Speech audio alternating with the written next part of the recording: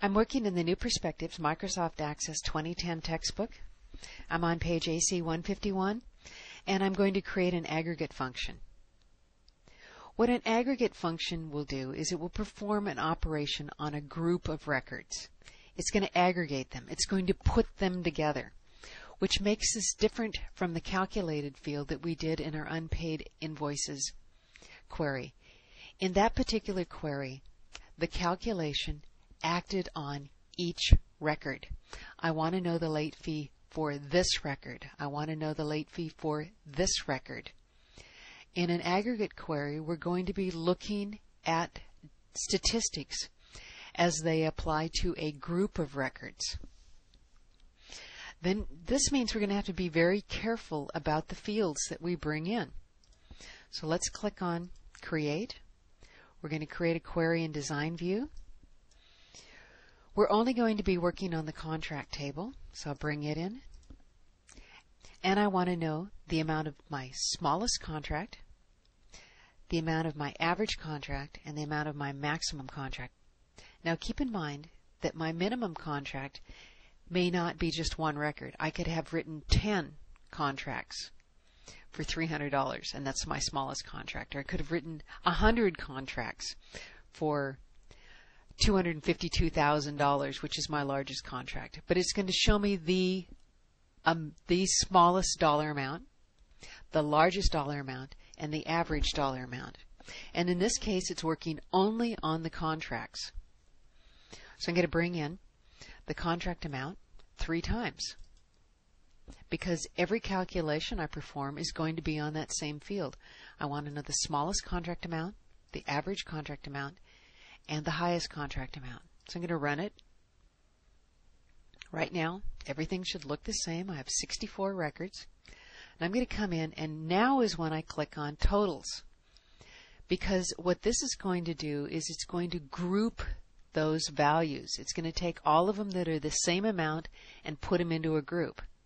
So by just doing this, have I actually reduced the number of records that are going to show in my datasheet view? Let's find out. I had 64 the last time. Was that right?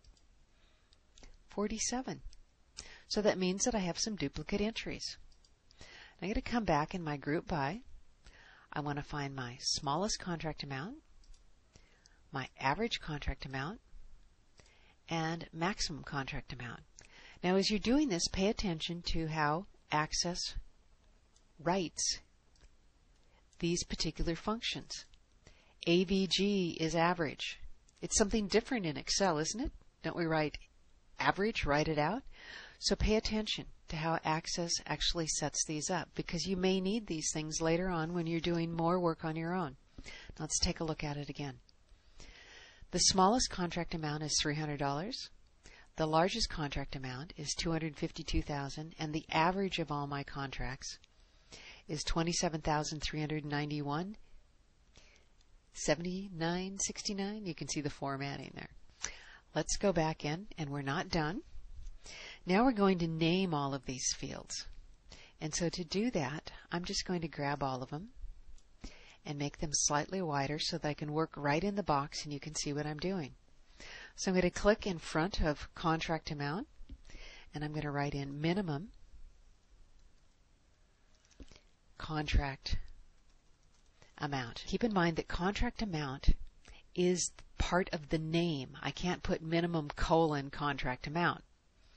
I want minimum contract amount colon, and the colon is part of the name. It is required. If I don't put that colon in there, let's just see what we can kind of problems we can cause by taking the colon out of there. Just tells me this time that I have invalid syntax. So we'll put it back in, give it a try. So far, I'm going to go ahead and save this. I'm going to save it as contract amount statistics. We'll go back and we'll finish working on these. Next one is going to be average contract amount, and the next one will be maximum contract amount.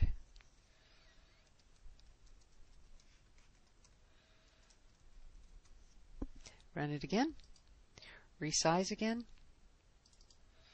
And it looks like it's working. What's left? Do we need to set any formatting? Doesn't say we do, but if we needed to set formatting, we'd open up the properties sheet, we'd choose each one, and we'd set the formatting. Now keep in mind that if you try to change the formatting on a field before you run the query, instead of getting the field properties, you may end up with something that says query properties like you see here. So if you're trying to set the format on a field and it just keeps saying query properties, run the query and then come back and try it again. If that doesn't work, run the query, make sure you've saved it, and then come back again. It should normally work after you run it. If it's still not working, you're probably not clicking in the right place, or maybe you need to close the query and reopen it. But normally it will start working for you immediately after you run the query and come back to Design View. I'm going to go ahead and save this again, and I'm going to do a file save as, because I want to create a copy of this query, and I want to call it Contract Amount Statistics by City. I'm being directed to go to the Backstage view. That's just a lovely name that Microsoft came up with, and it just simply means what you're going to find on the File menu. So click on the File menu, Save Object As, and I'm going to do Contract Amount by Statistics by City. And I normally change the name of the query before I remove the copy of. It's just a habit. And I'll go back home, and I'm in Contract Amount Statistics by City. Make sure you're in the right query before you make the changes. Now if I want to work on this, just probably want to run it. Okay. Now I'm going to bring in the city field. Now here's where a lot of people go wrong. Is for some reason it's like, well, maybe I should have the customer ID or something in there too, or maybe I should have the contract num. Let's just start with city and see what it's supposed to look like, and then look at some ways that we can really mess this query up. City came in, the default is group by. Run it. It is what we want, and I'm going to save it.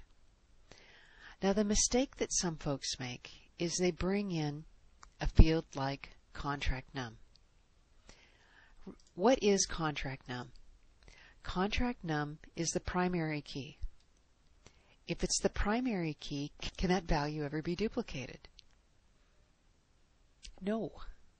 So if I bring it in, I can have an aggregate query, but my query is not aggregated because the primary key is a unique value. And remember what an aggregate query is going to do. It's going to group by common values. And in this case, since contract number is unique, it can't group.